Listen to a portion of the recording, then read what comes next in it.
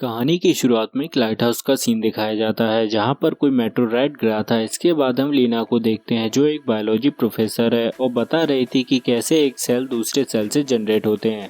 अब क्लास खत्म होने के बाद वे अपने घर आ जाती है, लेकिन इस वक्त वे अपने हस्बैंड केन को याद करके काफी दुखी हो गई थी, जो कि 1 साल पहले केन एक मिशन पर गया था लेकिन फिर वहां से वापस नहीं लौटा। तभी आज केन अचानक से वापस आ जाता है, जिसे देख लेना काफी खुश हो जाती है, लेकिन केन बिल्कुल भी नॉर्मल नहीं लग रहा था। इसके बाद लीना केन से पूछती है आखिर वह 1 साल से कहां पर था, इसके साथ क्या हुआ था और आज वह घर कैसे आ गया। लेकिन केन इसे कोई जवाब नहीं दे पा रहा था, शायद उसे कुछ भी याद नहीं था। इसके बाद वह ग्लास का पानी पीता है, लेकिन अब उसके अंदर ब्लड आ गया था। यह देखते ही लीना उसे हॉस्पिटल ले जाने लगती है, जिसके दौरान केन की बॉडी अजीब तरीके से बिहेव करने लग रही थी। लेकिन अब पुलिस की टीम इनके चारों तरफ को घेर लेती है। लीना तुरंत एम्बुलेंस से बाहर निकलने के बाद बेहोश कर देती है। कुछ समय बाद लीना एक रिसर्च फैसिलिटी में होती है, जहाँ पर डॉक्टर वेट्रेस इससे सवाल करने लगती है, लेकिन अब लीना यहाँ पर आकर काफी हैरान थी। इसके बाद वेट्रेस पूछती है कि तुम्हारे हस्बैंड ने अपने मिशन के बारे में तुम्हें क्या बताया था। इस पर लीना बताती है कि केन ने कोई जवाब नहीं दिया था। इसके बाद लीना केन के बारे में पूछने लगती है कि फिर वेट्रेस बताती है कि केन भी यहीं पर है, लेकिन अब उसके मल्टीपल ऑर्गन फेल हो चुके हैं, जिसकी वजह से उसकी कंडीशन काफी खराब हो गई है। यह सुन लीना आखिर यहाँ क्या रहा है। इसके बाद वेट्रेस इसे फैसिलिटी से बाहर ले आती है, जहाँ सामने कुछ दूरी पर एक अजीब सी दीवार खड़ी हो गई थी।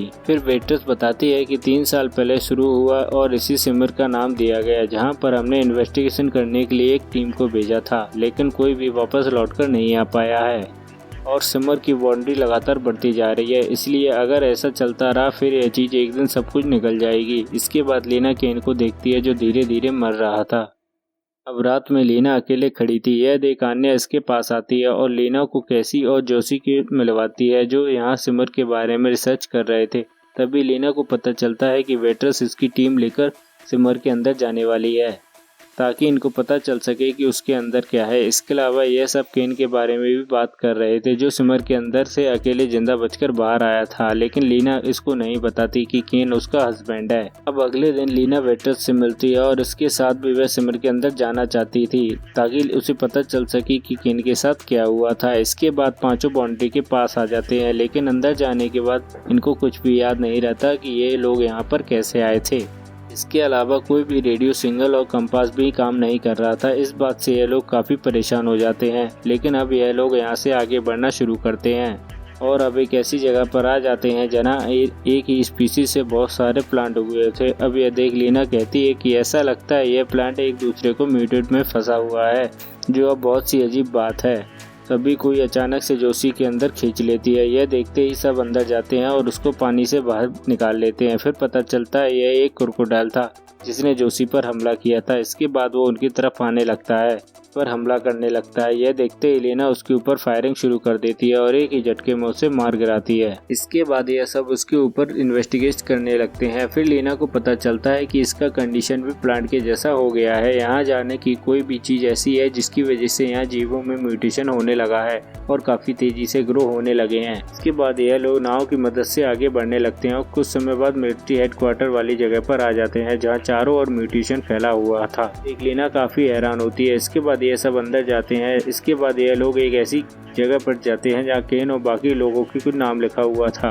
यह देखकर वेट्रेस बताती है कि इन लोगों को यहाँ पर इन्वेस्टिगेट करने के लिए भेजा गया था। तभी लीना नोटिस करती है कि इनमें से कुछ नामों के ऊपर क्रॉस लगे हुए हैं, लेकिन इस बात से कोई भी सीरियसली नहीं लेता। तभी वेट्रेस को यहाँ एक पॉलीथीन मिलता है जिसके अंदर एक मेमोरी कार्ड रखा हुआ था। उस पर लिखा था कि यहाँ आने वाले लोगों के लिए है।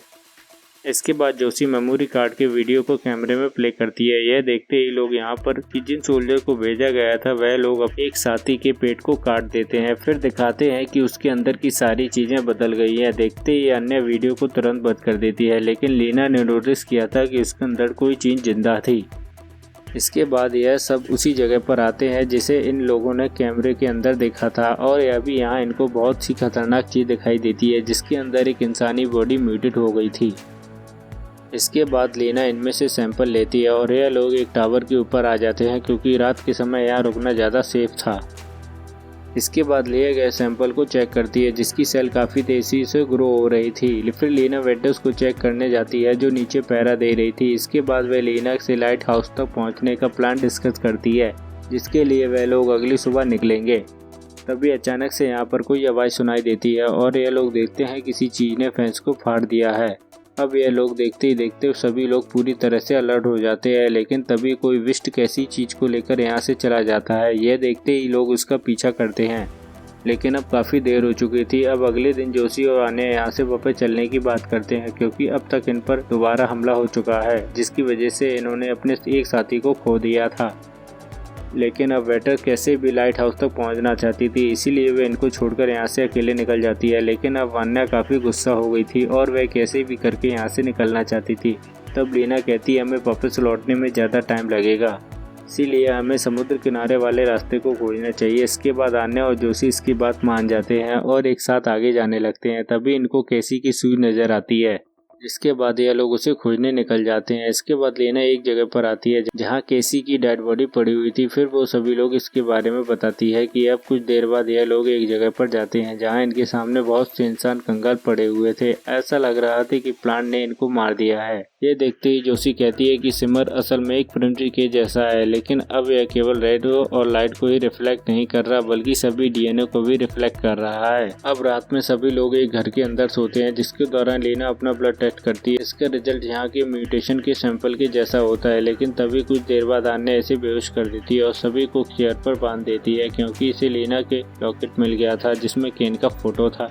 इसीलिए आन्या जान गई थी कि लीना झूठ बोल रही है। इसके अलावा आन्या और जोशी रात को किसी भी विस्ट को नहीं देखा था, इसीलिए उसे लगता है कि सभी एक तरह से पागल होने लगे हैं और एक दूसरे को मार देंगे।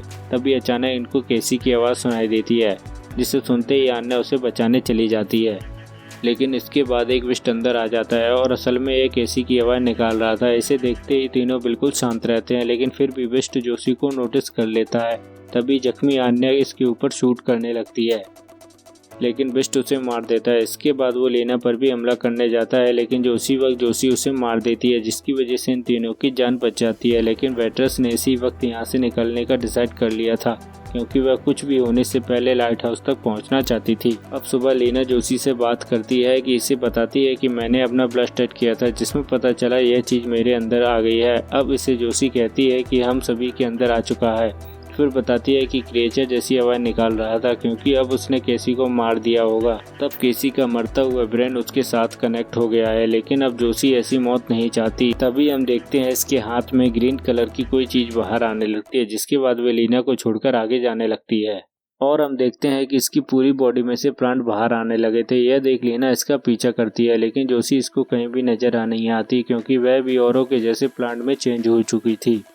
इस बात से लीना काफ़ी दुखी हो जाती है और फिर कुछ समय बाद समुद्र किनारे आ जाती है जहां चारों तरफ म्यूटेशन वाले अजीब से स्ट्रक्चर बने हुए थे। लेकिन इसके बाद लीना को लाइट हाउस मिल जाता है और लीना इसके अंदर चली जाती है जिसके सामने एक डेड बॉडी पड़ी हुई थी और डेड बॉडी के सामने एक कैमरा रखा हुआ था। इसके अलावा लीना को नीचे एक बड़ा सा होल भी दिखाई देता है। अब कैमरे की कंडीशन से लग रहा था कि इसमें कोई चीज़ रिकॉर्ड की गई है, इसीलिए लीना वीडियो को प्ले करने के देखने लगती है जिसमें कैन ने बहुत अजीब से स्ट्रक्चर को रिकॉर्ड किया था। इसके बाद उसने अपने वीडियो को रिकॉर्ड किया था जिसमें वह बता रहा था कि इसका दिमागी संतुलन पूरी तरह से बिगड़ चुका है और इसकी बॉडी के मांस भी लिक्विड जैसे मूव करने लगे हैं। फिर उसने परफॉर्मेंस ग्रेनेड का यूज़ किया था और खुद को मार दिया था, जिसे देख लीना काफ़ी हैरान हो जाती है। तभी कैमरे में केन का कॉपी बाहर आता है, तभी इसे होल के अंदर से आवाज़ आती है जिसके बाद लीना इसके अंदर चली जाती है और उसे वेट्रेस यहाँ पर नजर आती है जो कहने लगती है कि यह अजीब चीज मेरे अंदर आ चुकी है, इसके बाद मेरा ब्रेन और बॉडी छोटे छोटे टुकड़ों में हो जाएगा। तभी अचानक से इसकी बॉडी पूरी तरह से डिस्ट्रॉय हो जाती है और यह सब कुछ एक बल्ब में चेंज हो जाता है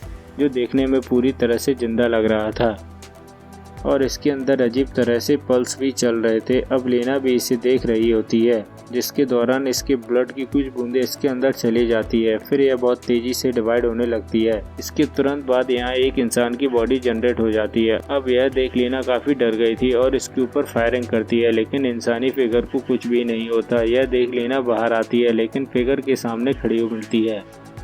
अब फिगर लीना की कॉपी कर रही थी, तभी लीना हमला करती है लेकिन इसके पहले ही फिगर इस पर हमला कर देती है। अब होश में आते ही लीना भागना चाहती है लेकिन फिगर इसे पकड़ लेती है और वह अभी भी इसके मुंह को कॉपी कर रही थी। यह देख लीना इसका फायदा उठाती है और चालाकी से ग्रेनेड इसके हाथ में रख देती है लेकिन इसके टच करते ही फिगर को इसका रूप मिल जाता है। तभी लीना ग्रेनेड एक्टिवेट कर देती है और खुद बाहर भाग जाती है लेकिन इसके बाद फिगर इसको फॉलो नहीं करती और हम देखते हैं कि वह जानबूझकर लाइट हाउस में आग लगा देती है, जिसके बाद सभी सिमर भी जलने लगते हैं और कुछ ही देर में सिमर पूरी तरह से डिस्ट्रॉय हो जाते हैं। जिसके बाद बाउंड्री भी अपने आप गायब हो जाती है। इसके बाद वह वापस चली जाती है जहां साइंटिस्ट पूछते हैं कि आखिर वह चीज क्या थी, क्योंकि वह चीज तो सभी को म्यूटेट कर रही थी, सब कुछ डिस्ट्रॉय कर देना चाहती थी। इस पर लीना कहती है कि वह चीज डिस्ट्रॉय नहीं कर रही थी बल्कि कुछ नया बनाने की कोशिश कर रही थी।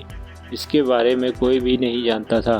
इसके बाद लीना केन के पास जाती है जिसकी कंडीशन अब नॉर्मल हो गई थी। फिर लीना पूछती है कि क्या तुम केन हो। इस पर केन बोलता है कि मुझे तो ऐसा नहीं लगता और पूछता है क्या तुम लीना हो, लेकिन लीना कोई भी जवाब नहीं देती। इसके बाद ये दोनों एक दूसरे के गले लग जाते हैं और हम इनकी आंखों में सिमर को बनते हुए देखते हैं, जिसके बाद मूवी यहीं पर एंड हो जाती है।